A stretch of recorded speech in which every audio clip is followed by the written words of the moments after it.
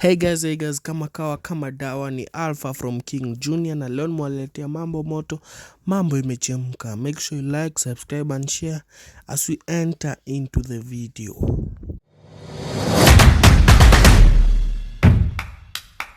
So guys, najua mnajua huyu na najua bado mnajua huyu. So guys, hawa wawili wamekuwa friends from far, from the Wakudumu consistency or from the Wakudumu family. So guys, wamepata another beef of Patelo saying that Madji is a snitch in the group. So stay tuned and you will be notified. Na watambua nyinyi wote, na natambua mtaji wote. Ndugu yangu ananidiscom netu, lakini tu ni ndugu yangu, jazi mkulia moto. Najita Wakudumu na ni snitcha. Weka siku uzo za na jina Patelo kuna kuongekuwa wewe. Ulikuwa unaenda interview hata.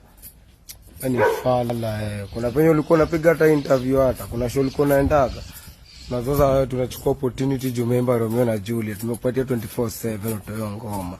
Umbua So guys, kenye mmesikia first Patelo akiongea alikuwa amesema before, then the other part of Madji it was his respond. Ulikuwa unaweza dhania mtu kama huyo anaweza enda ambie mtu kama Patelo, sorry Patelo, I'm sorry, I'll never do it again, sijui nisamee, nirudisha kwa grupu ya Wakudumu. But Madji has his own plans. Madji has his own plans of him coming back with a backup message on it. So guys, leaving that behind, forgetting about Patelo na Madji story, there's this another person known as Godi Tena or as Gondi Tena. So guys, this person alikuwa ameenda tour walitangaje Australia. Alikuwa ameenda tour kufanya performance yake. Saa hii performance yake alikuwa tu anaiperform tu as a normal artist, vile artist ufeel akiperform kwa majuu ama kwa foreign countries juu wanajua wimbo zao zinasikilizwa hadi majuu. So guy huyu vile anasema kwa story ati vile aliland airport, sawa, vile aliland airport akaona na dem fulani mzungu ama mu-Australian. So huyo dem anasemekana alichukua Godi Tena, akamlisha, akamvalisha, akampatia gifts nini. So after Godi Tena kupatwa hizo gifts, kulishwa hivyo, siku ya kurudi Nairobi ama Kenya kwa airport, akirudi akapanda ndege tu, ndo huyo Godi Tena narudi, NGL iliweka picha yake na dem yake wakirudi for the anniversary, sorry. So huyo dem akaona hivyo, akaona kumbe ni mtu akona dem na mimi sitaki kuibia mtu dem yake. What did he end up doing? What did she end up doing, the girl? Kwanza kudanganya that Godi Tena is a gondi.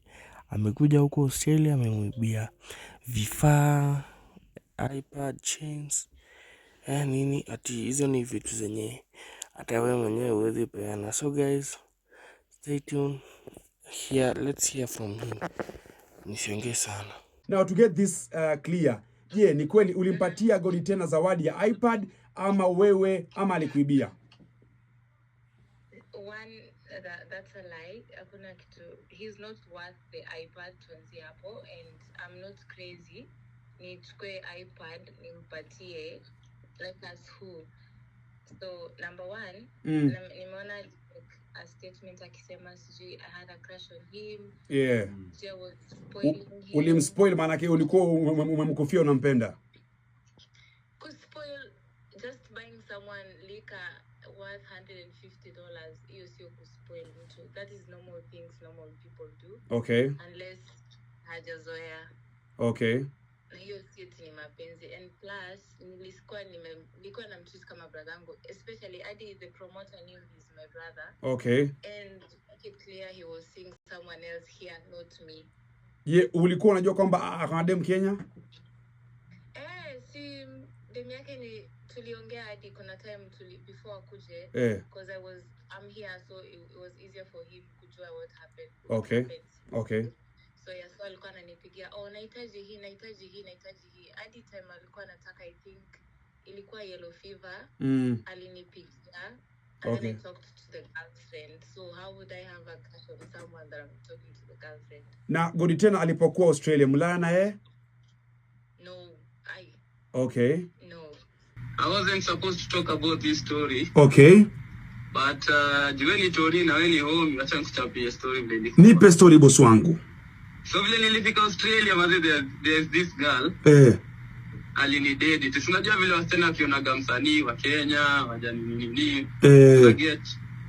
Sasa huyo msichana akanidate.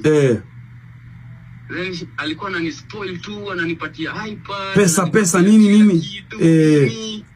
Sasa siku yenye narudi Kenya, Nairobi Gossip wakakosea, wakanipost mimi na demi yangu anniversary. Sijui kama uliona hiyo post. Niliona ndugu yangu, niliona kabisa.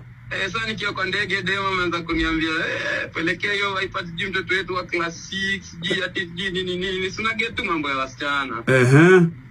Mimi kuboeka nikamzimia simu, nikaanza kumwambia sina nini. Sina get tu. But ilifika tu point nikamrudishia hizo vitu. So alikuwa amekupatia mara ya kwanza ama? Alinipea mpaka bros, unajua iPad lazima uweke iCloud account. Ni kweli boss wangu. Imagine nilikuwa mpaka na account yangu nisha set. Nilikuwa hadi naitumia tukiwa na yeye, niko na mapicha nikitumia tukiwa na yeye. Okay. Lakini sasa alianza kunichachishia kwa mapromoter huko Australia. Anajaribu tu kunichomea picha ndo apate hiyo fame. Sasa let me get it right, because huyu dem alikupatia zawadi, lakini Nairobi Gossip walipopost picha yako na dem wako mkicelebrate anniversary, huyu dem akajam. Akaanza kuniambia nipelekee mtoto wao nikiwa kwa ndege. Mimi pia niliboeka manze, hata yeye lazima ungeboeka. Ni kweli boss wangu. Juu nishaweka hapo vitu zangu, nimepiga mapicha. Mimi nikamwambia mimi nilipoteza. So haukumregeshia iPad?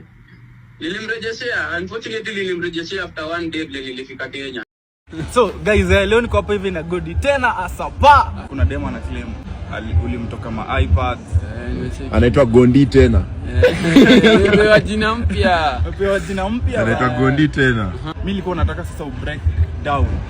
And mimi sitaki like mademo kwa wanachomea wasanii jina.